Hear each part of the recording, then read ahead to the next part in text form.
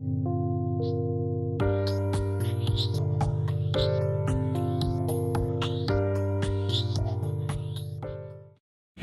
this point, I think nonprofits almost don't have a choice about whether or not they should embrace social media. It's not really the question of do we or don't we, it's really more how.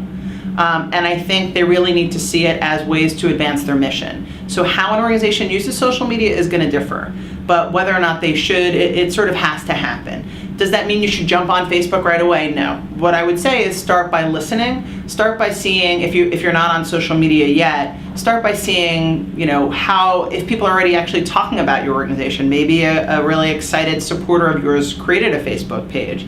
Or, maybe people are tweeting about you even though you're not on Twitter. So what's already happening, and really just sort of seeing it, because something is probably happening. The tree is falling in the woods. You can choose to listen for it or to ignore it, but it's falling and it's making a sound. So you've got to start tuning in. And I think as you think about how to use social media, you really need to connect it to your mission, right? What your organization is trying to do, and then what are your goals around raising money, creating some sort of change, getting people to engage with your organization, participate in programs, become a volunteer, whatever it is, those goals, and then use your social media to achieve those. Social media in and of itself shouldn't necessarily have its own goals that are over here. It should be part of what you're trying to do for your organization.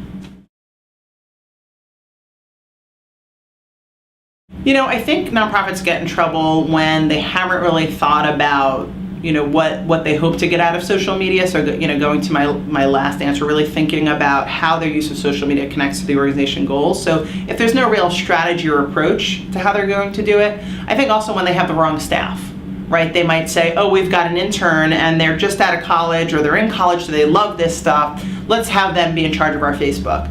Not that, I don't want to say that interns can't do a good job with this, but they don't know your mission and your content. So it's hard for them, especially if they're just there for a few months, to really represent you. Or they might set up this great, exciting Twitter page and following an account and use Twitter really well, and then all of a sudden they go back to school or they go to another organization, and now all of a sudden it goes stale.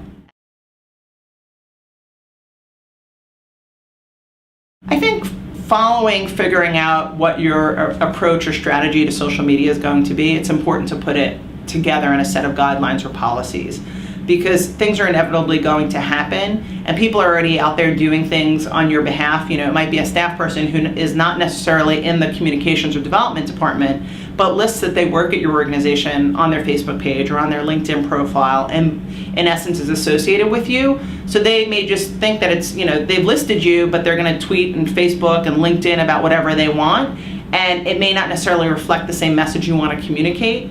That said, you don't want to really tell people in your social media policy, you don't want it to be a set of do's and don'ts. You want it to be guidelines. You want it to be advice about things to do. You want to show examples. You want to rule it out through trainings. And you want to have, specific clarity around what you do when there's a comment that comes out that you think might be negative. Instead of just deleting it, how do you evaluate what you should do with that comment? Who should you talk to if you have questions?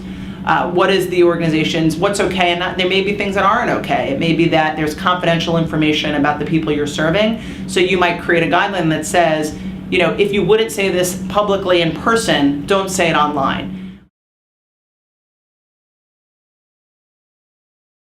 There's a certain etiquette or lingo that makes sense on Twitter, that makes sense on Facebook, that's different than what you might say in an email or in person or on the phone with somebody. So you have to remember that channel of all the different online and offline ways that you communicate. You're not going to, pick up the phone or talk to someone in person and start speaking in hashtags. Hopefully not.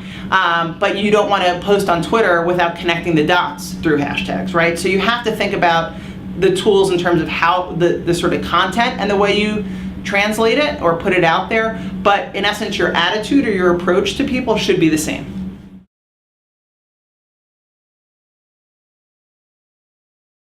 I think if you don't have a lot of funds or you're not sure where to start, again, I'd say start by listening and looking not just at whether or not your organization is already out there on social media, whether you've put yourself out there or not, but also looking at your peers, looking at the people who are similar to you, who may be talking to similar audiences that you are hoping to build relationships with, seeing how they use it to get a sense of what ideas and things you should try.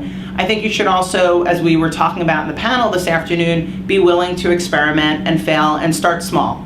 right? Start by saying, well, maybe let's start by having a Facebook page, or let's start by setting up a causes page on Facebook so people can donate their birthday to us if they want to, and making that possible. Start by something that feels okay and feels comfortable, and see what that experience is like.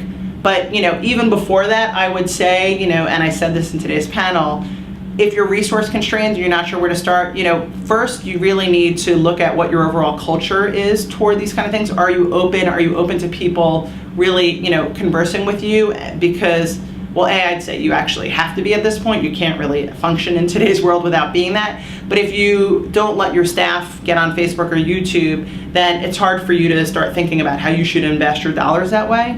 And the other thing I would say is you probably have a website and are using email, but you could be probably using those tools better, and you might actually get a bigger bang for the buck in terms of achieving your goals and reaching your audiences by investing in those tools.